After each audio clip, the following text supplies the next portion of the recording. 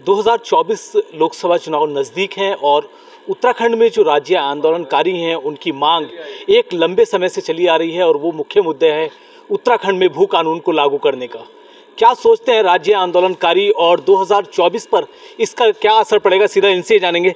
सबसे पहले सर आपसे जानूंगा, 2024 का चुनाव नज़दीक है, कोई भी सरकारें आती हैं तो भू कानून की भी बात होती है, राज्य के निर्माण जो आंदोलनकारी हैं उनको एक अच्छा राज्य देने की बात हमेशा होती रही है। आप कैसे देखते हैं? मैं इस विषय में एक ही बात कहूँगा कि ये सिर्फ 24 का जो झुंझुना दिखा रहे हैं लोकसभा का, इन्होंने आंदोलनकारी के प्रति ये ईमानदार नहीं है, ना ये भू कानून लागू करेंगे और ना करना चाहेंगे। क्योंकि जब से उत्तराखंड राज्य बना, हमने उत्तराखंड राज्य इसलिए बनाया, ना मांग थी हमारी कि एक सुंदर राज्य बने, यहाँ के लोगों का पलायन ना हो, यहाँ के लोगों को रोजगार मिले। पर यहाँ तथाकथित लोगों ने प्रदेश का जो प्रधान नहीं बन पाया वो मुख्यमंत्री बन गया। ये हमारा उत्तराखंड का बड़ा दुर्भाग्य रहा कि आज हम अपने को ठगा सा महसूस कर रहे हैं और हमें ये कहते हुए बड़ी शर्म आती है कि हमने उत्तराखंड राज्य बनाया। ये हमारी एक बहुत बड़ी, आज हम अपने को भूल कहते हैं। इस वक्त हम जहाँ खड़े हैं ये शहीद स्मारक है और लोग आए हैं जो राज्य आंदोलनकारी है। कुकरेती साहब आप भी पहुँचे हैं, क्या है भू कानून, कब देखने को मिलेगा लोग? देखिए, निश्चित रूप में ये पीड़ा अभी आपको रामपाल जी ने बताई, हमारे वरिष्ठ राज्य आंदोलनकारी हैं। ये वही प्रांगण है जिसमें पहले दिन से तंबू लगाने के जो है पहले दिन से आप भूख हड़ताल पे बैठे थे सुशीला बलूनी जी के साथ, और उस समाज से आते हैं जिनका कि कोई आम आदमी जिस प्रकार से समझता है कि शायद कुकरेती बिष्ट नेगी होगा। आप रामपाल जी हैं, वरिष्ठ राज्य आंदोलनकारी हैं और गढ़वाल से इनका उधर सुदूर कोई वो नहीं है, लेकिन इस राज्य के लिए तिल तिल उन्होंने यहाँ पे अपना प्रति वो किया है, तिल तिल। और आज भी आप देख रहे हैं कि अभी भी अनवरत इस राज्य के परिप्रेक्ष्य में खड़े हैं। तो ये उन जनप्रतिनिधियों के लिए, उन ब्यूरोक्रेसी के लिए, उन लोगों के लिए संदेश है कि इस राज्य की जो 42 से ऊपर शहादतें दी गई, जो पीछे आप तमाम जो हमारे नाम देख रहे हैं, छोटे भाइयों के, हमारे वरिष्ठों के नाम देख रहे हैं, वो सब कोई हमारे से छोटे थे, कोई वरिष्ठ थे, कोई आपके साथ के थे, कोई पार्टी के थे, सब ऐसे लोग थे। लेकिन कहीं ना कहीं मुझे लगता है कि 23 वर्षों बाद भी अगर मुझे अपना सशक्त भू कानून मांगना पड़ रहा है तो ये कहीं ना कहीं हमारे जनप्रतिनिधियों पे, सरकारों पे सवाल भी खड़ा करती है।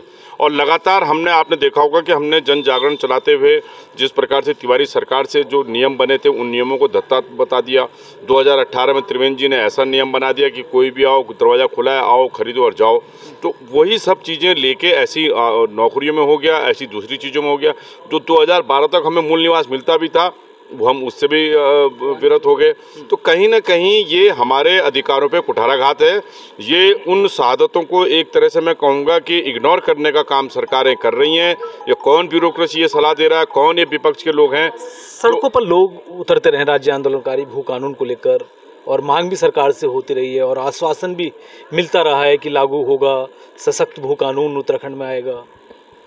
हम लोग लगातार मिले थे और आपने देखा होगा कि हमने बैठक के माध्यम से, पंचायत के माध्यम से उन पर बात करी, अपने सुझाव रखे और समिति ने अपना वो भी कर दिया।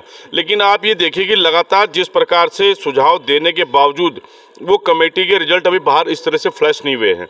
हमने ये कहा था कि जब तक आप इस नए कानून को लागू करते हो तब तक 2018 का कानून रद्द कर दीजिए जो त्रिवेंद्र सरकार ने लागू किया था। तो इसमें कहीं ना कहीं या तो किसी ब्यूरोक्रेसी का खेल है या कुछ जनप्रतिनिधियों का खेल है। तो सरकारें क्या करना चाह रही हैं, हमारे मंशाओं पे पानी न फिरे, हम उसके लिए बिल्कुल आखिरी दम तक हम उसके लिए संघर्ष करते रहेंगे जब भी हमें वो होगा। देखिए, उन्होंने बैनर एक लिया है, उत्तराखंड में मूल निवास लागू करें।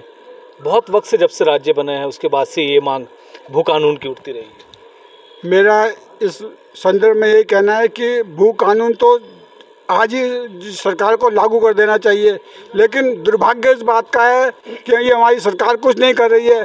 मैं कचहरी प्रांगण में खड़ा हूँ और मैं दावे के साथ कह सकता हूँ कि आज दिन यहाँ रोज रजिस्ट्रियाँ हो रही है और ज़मीनें बिक रही है। कहाँ है भू कानून? और अगर भू कानून लागू नहीं हुआ तो एक दिन हम बेघर हो जाएंगे और सड़कों पर आ जाएंगे।